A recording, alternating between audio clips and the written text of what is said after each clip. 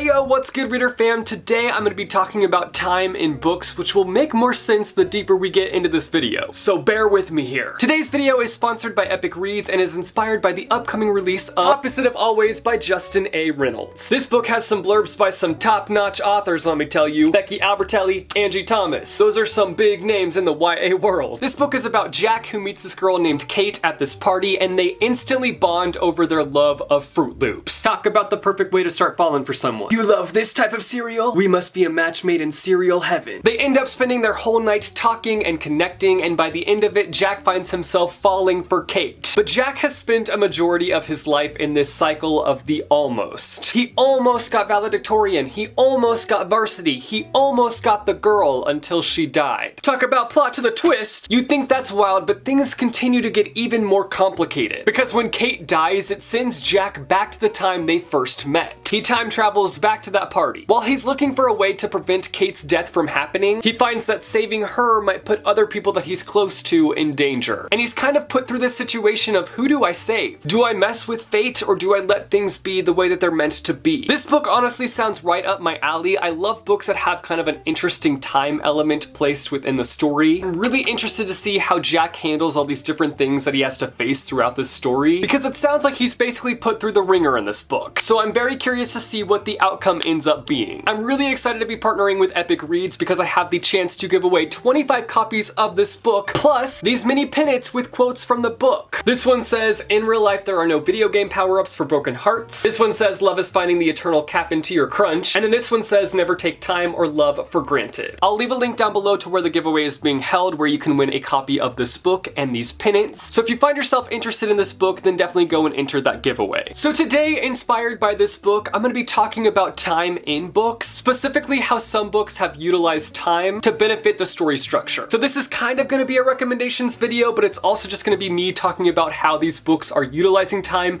in a really unique way. Let's get started.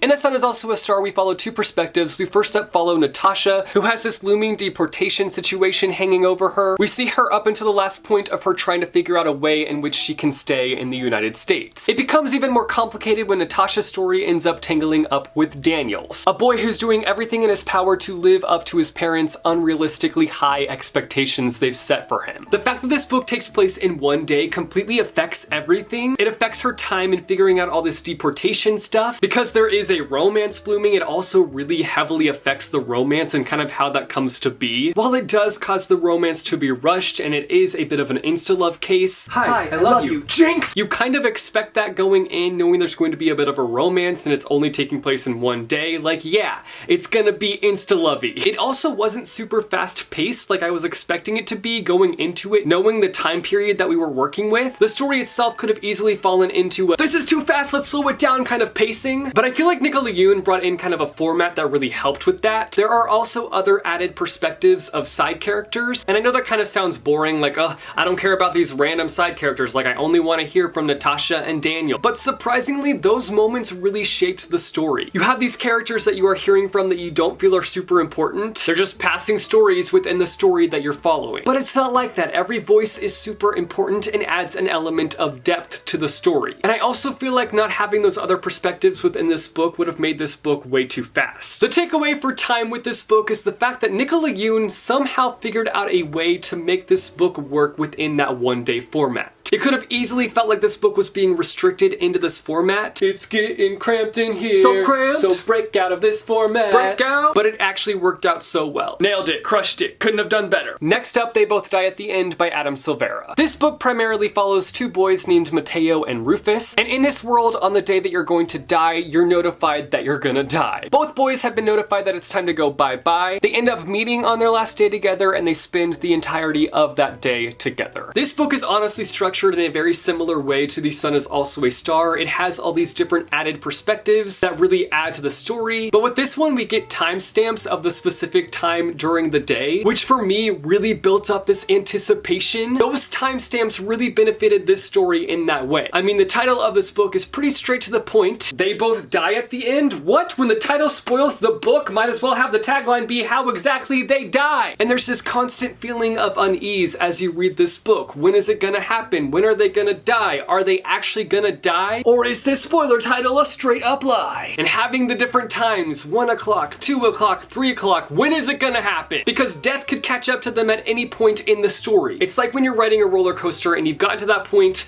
where you're being pulled up, the climax if you will, and you're waiting and waiting and waiting for that moment when you're just thrust down at full speed. That moment when I refuse to keep my eyes open. The lids have been closed, they will not be opening again, I don't want to see where I'm going on this roller coaster. That's a great way to describe the feeling I had when reading this book. I was just waiting for them to die basically. That sounds so morbid. Like in The Sun Is Also a Star, this book also had a romance and we also have all these different perspectives, and I really felt that all those things really made this book feel a lot fuller. It just made everything feel a lot more well-rounded. It's like a really well-layered sandwich, except one that you can't eat.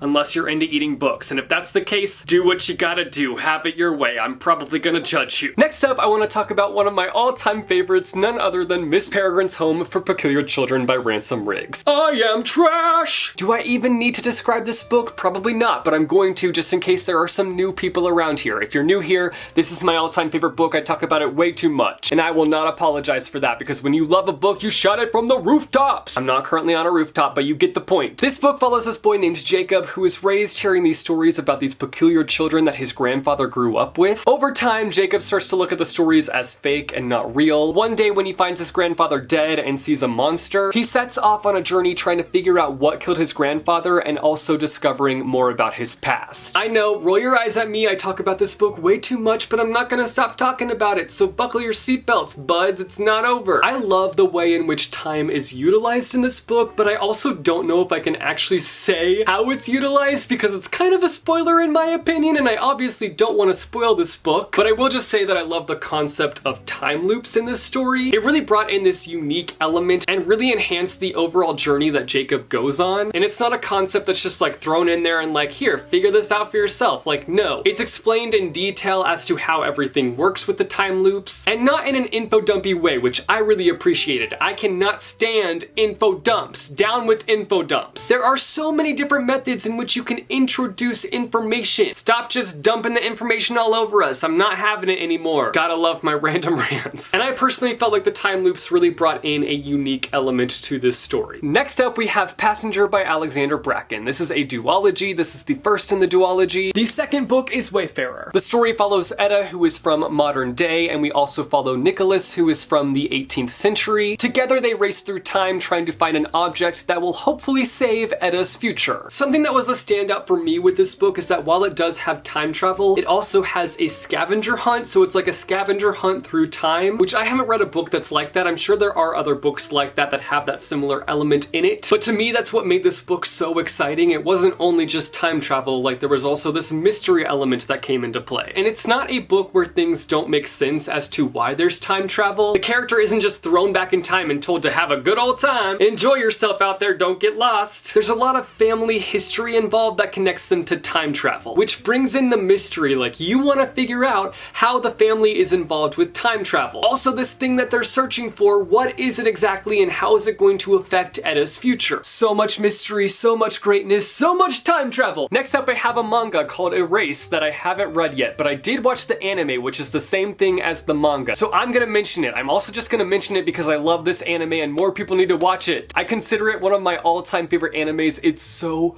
good.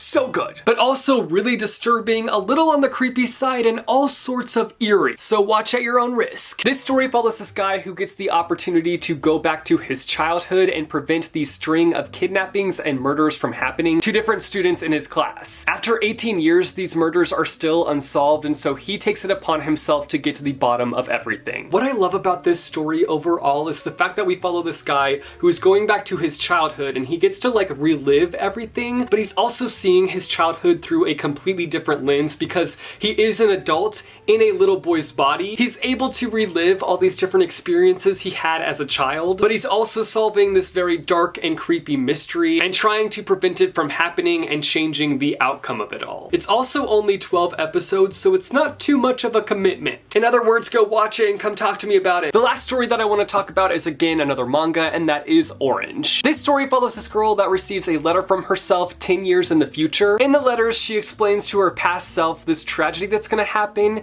and tries to convince her past self to prevent this tragedy from happening. And her past self does just that. She does everything she can to prevent this tragedy from taking place. I'm new to stories with time travel, and this one brought in one that I haven't seen before. I'm sure it's been done before, but it's basically the fact that there are different universes. So we've got one that's in the past and one that's in the future, which is why they're able to kind of communicate with the past. So with the future changing the past timeline, it's not going to affect the future's timeline because the future timeline is in its own universe. Did that make any sense? I hope that made sense. But it's really fascinating having that back and forth, seeing the past and seeing the future. And it's also interesting thinking about how this past timeline, if they're able to change the outcome, it's not going to affect this future timeline. I love seeing how the future cast was kind of guiding the past cast, and how even though one timeline knows the future, knows the outcome, doesn't mean that their plan is always going to accurately affect the past timeline through their guide. Things could still go really wrong. And it's just so good. Like, thinking about this, I want to go back and reread this because of how excellent it is. So those are some books that I really enjoy that kind of mess with time in different ways. You guys should let me know down below in the comments some books that utilize time in a really unique way, because I would love to read more books like this. Don't forget that if you're interested in The Opposite of Always by Justin A. Reynolds, it comes out on March 5th. And also be sure to go and enter the giveaway. I will have more information down below in the description. If you like this video, be sure to go and hit that like button. If you want to see more bookish content from me, be sure to go and hit subscribe, or go and hit the bell icon and you'll be notified every time I post new videos. As always, thanks for watching, guys. I hope your day is bright and that tomorrow is brighter. Keep reading what your heart desires, and I will see you soon with a new video. Bye.